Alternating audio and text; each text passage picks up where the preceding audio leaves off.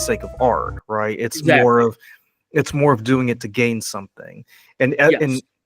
in the process, it becomes, a movie that's made in bad faith. As I'll elaborate further as we get near the end. But Lee, why don't you go ahead and take us into the movie that is Emilia Perez?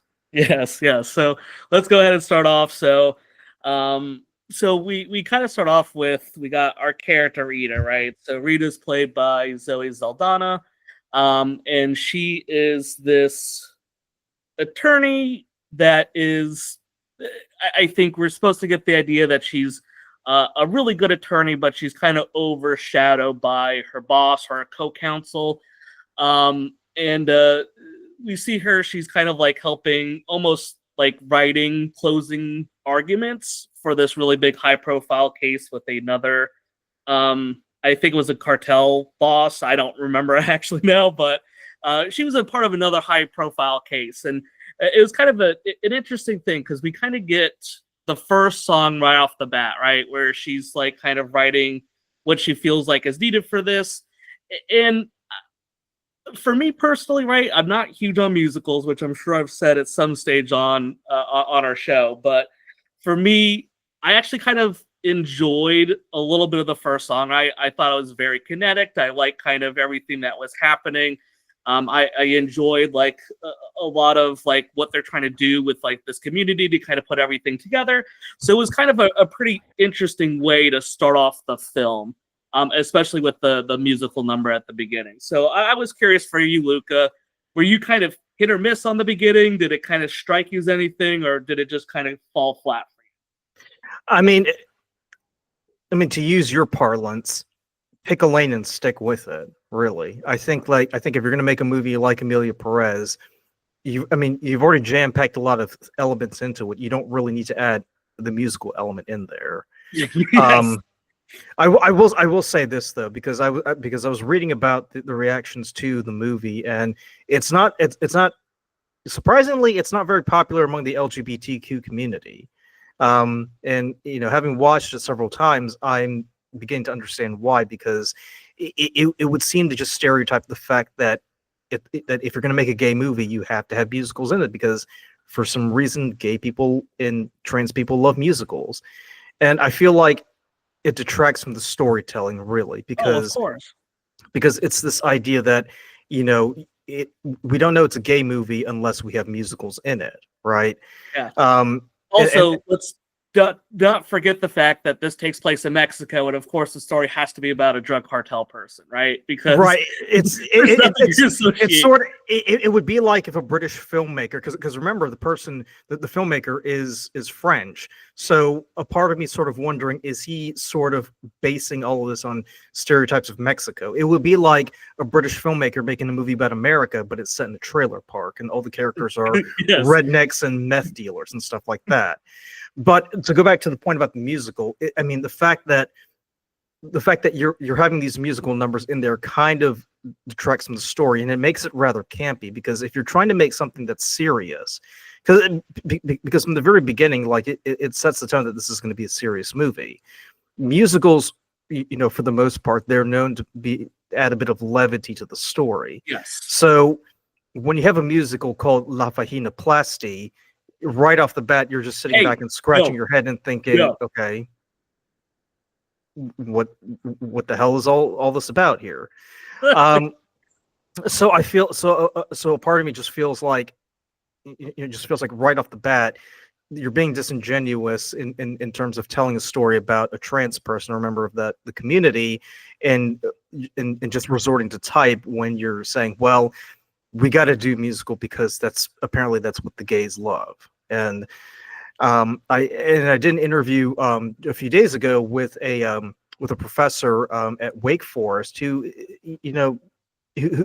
very much not nowhere near the stereotype that you would think. So I feel like what they're doing here is just setting us up to say, well, this is what we think of the members of the community, so we're just going to give it to them without really investing in character-driven storylines or creating a character that's very compelling. And I'll elaborate even further as we go Oh, deeper into absolutely. the Yeah, yeah. review. Because I think we got a lot to talk about with that. So, but yeah, so we have Rita's character, right? So, after our first song and dance number, right? We have Rita. She wins the case, albeit with her, impressive speech, kind of going to her co-counsel, or I believe she references it's her boss. And obviously she feels very much unappreciated for what she does, which I kind of get. And this is what kind of leads to, I guess, the story unfolding is she gets a mysterious call to meet her after this really big case with a high-profile drug cartel person. And I have to ask myself, like, if you're an attorney, right? You're typically, I think you think about like a lawyer or anything like that. Typically, think of someone that's rather educated, right? Like you have to go to school for all this stuff. You're thinking this is probably not someone that's gonna like kind of go out there and just meet people off of a phone call. I don't know about you, but I never met like random people that are like, "Hey, meet me out somewhere in 10 minutes." Um, I don't know. I guess Not to mention, you also have to have a bag over your head while you're on your way to the yes. meeting. You know. Yes, that's very true. Yes. So, but she, shockingly to nobody, she's kidnapped. And this is where she meets the cartel boss, Manitas. And this is who we get to meet. This is the person that we want to do that is going to be transitioning from this male cartel leader to a female. So And so I let think, me so let me ask you this. Sorry to interrupt, yeah. but I mean the actress who plays Emilia Perez plays herself both pre and post transition. How did you feel about that? That was actually pretty interesting, right? I would say like I could easily see both the roles being done by her, right? So I give them props for wanting to do that because I think it would feel weird not to have the character kind of like represent kind of their prior life or prior experience and then have a totally different person for the future. Mhm. So I think that worked well for trying to help encompass that character going through that transition. I give props to the makeup department because I think they did a phenomenal job Yeah. in giving us like two distinctive persons. You know. Yes, yeah, absolutely, and I think give some credit where credit's due for the actress that's playing that, and I think this is a really good time just to say something, right? So we're dealing with someone that's going through a transition.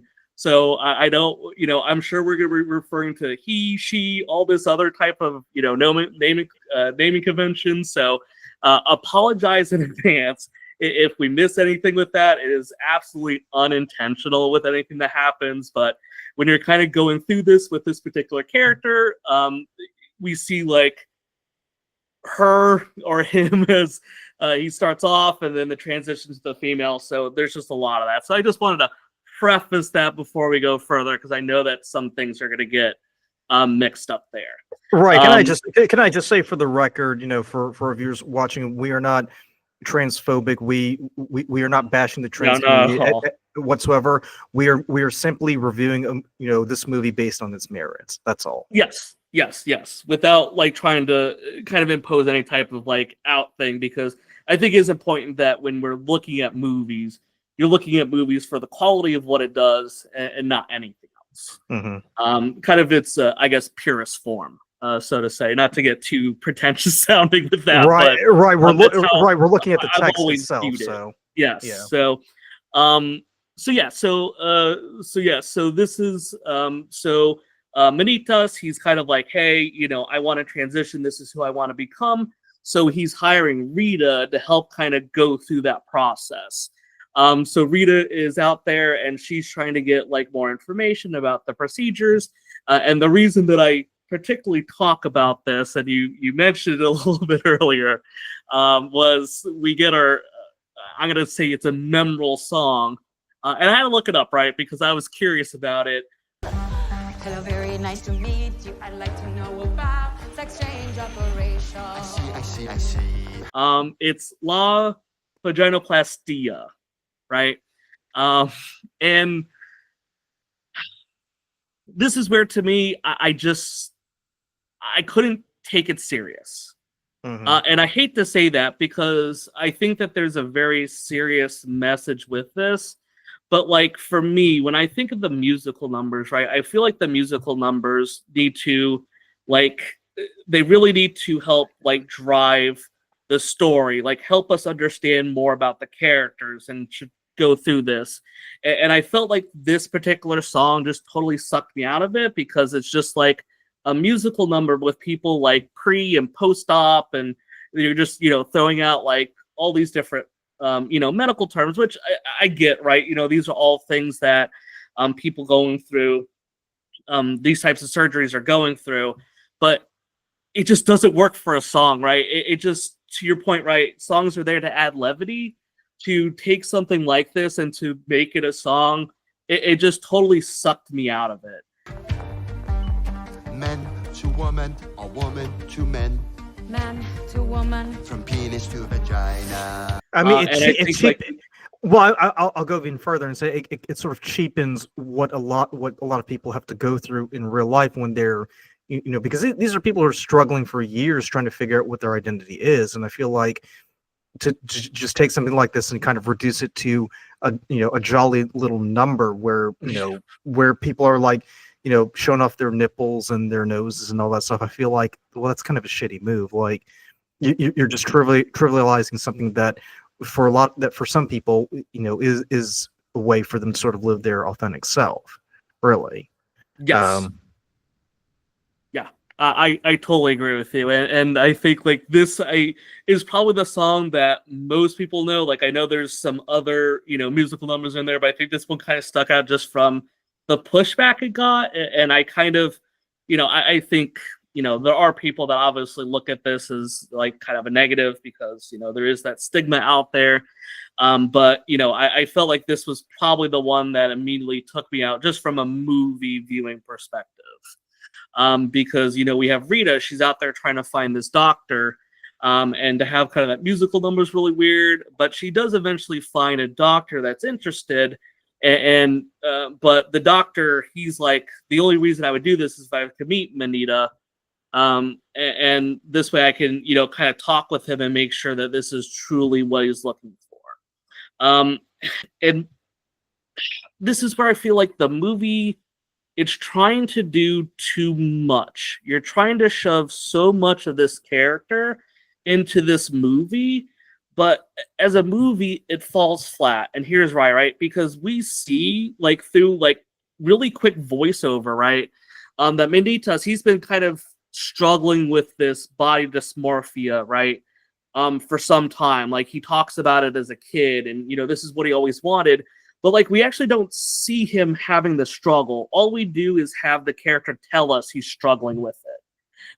And to me, I just didn't appreciate that. Like if you're trying to create this movie, then show Manitas' character struggling with this, right?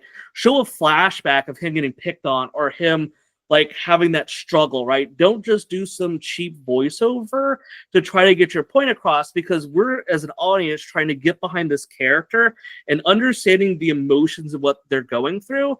And when you're doing it like this, you're not really giving the character the justice I think the character deserved.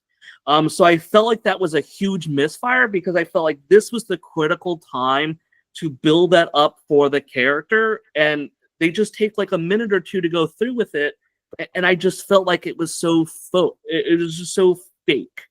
So I don't know. What do you think about? I guess to me, a very integral part of the story that's just kind of done very hastily. Well, I'll say this. I mean, if it's Oscar bait, right? If they're making this movie simply for the purpose of, of trying to get an award or just do some virtue signaling, I think the process is irrelevant, really, because you don't really develop any sympathy for the character because it's just so rushed. I mean, Yes.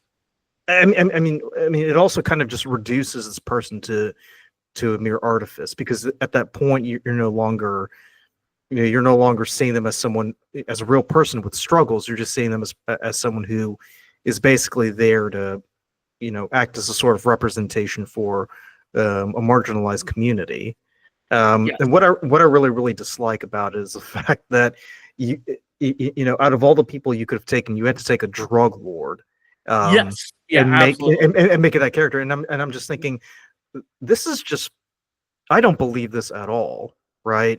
It makes absolutely no sense. Now, to be fair, I'm sure there are some people who work in drug trafficking who are struggling with gender dysmorphia or body dysmorphia, but I feel like if you're going to make a movie about a trans person, maybe choose someone who who's working in a more legit kind of business.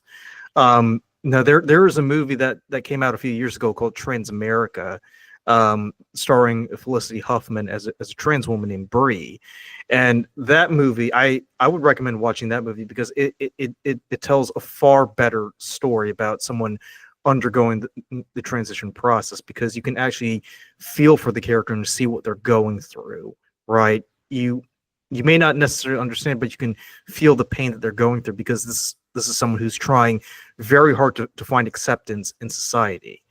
And with Manitas, before it becomes Emilia, I never get the sense this is someone who's struggling. I mean, this is a guy who's making millions, right? Yeah. He's very comfortable. He doesn't Got have a wife to. and kids. Yeah.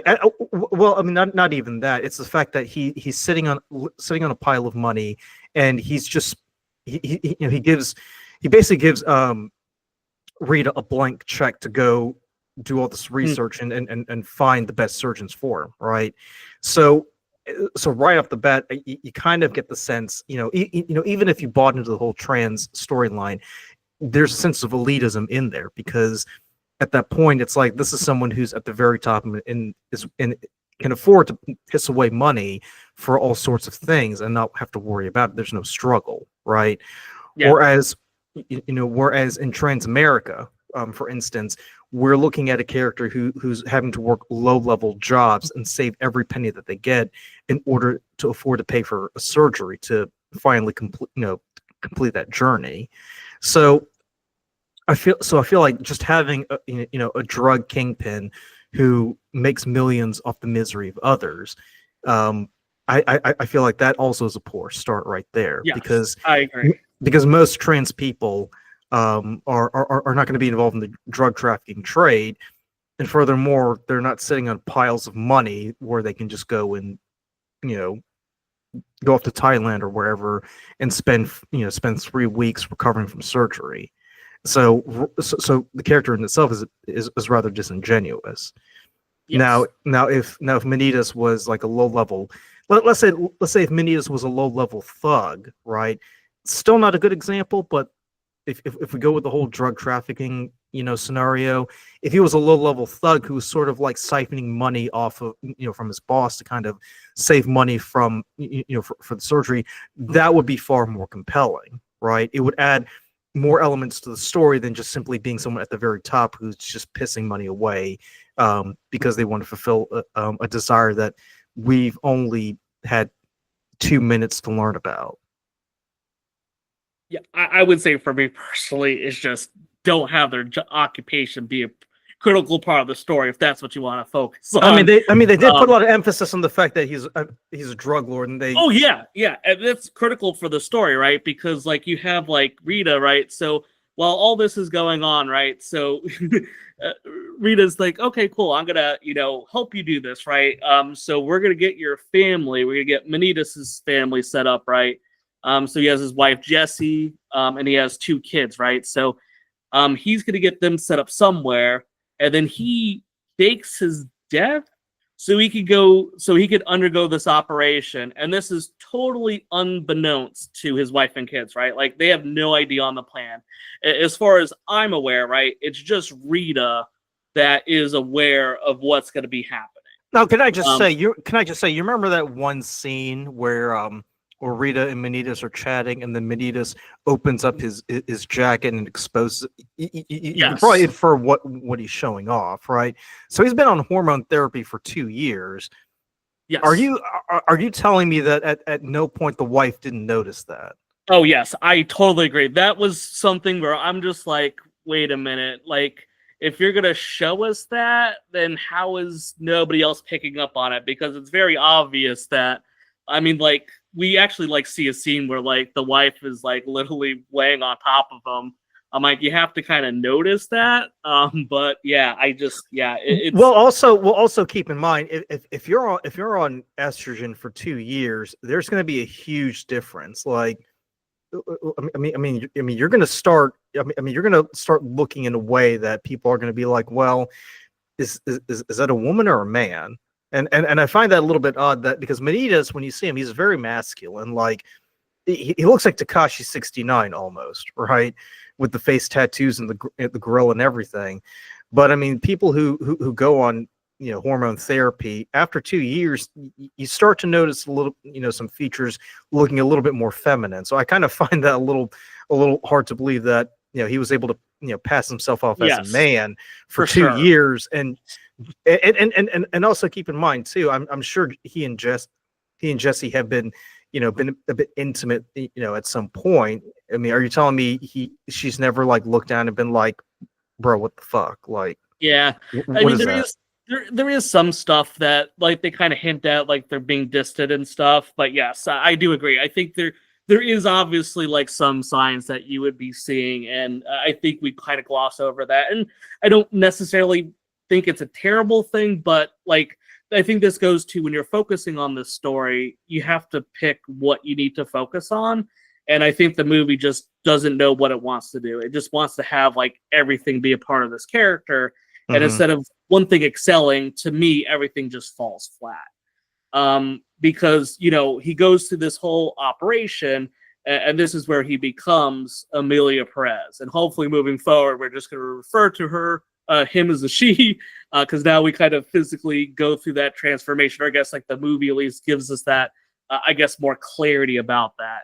And kind of an interesting thing, they just kind of do like a 4 years later, right? Which, I mean, I guess makes sense because, you know, they don't focus like on the recovery and everything that's going on there. It's just kind of like, yeah.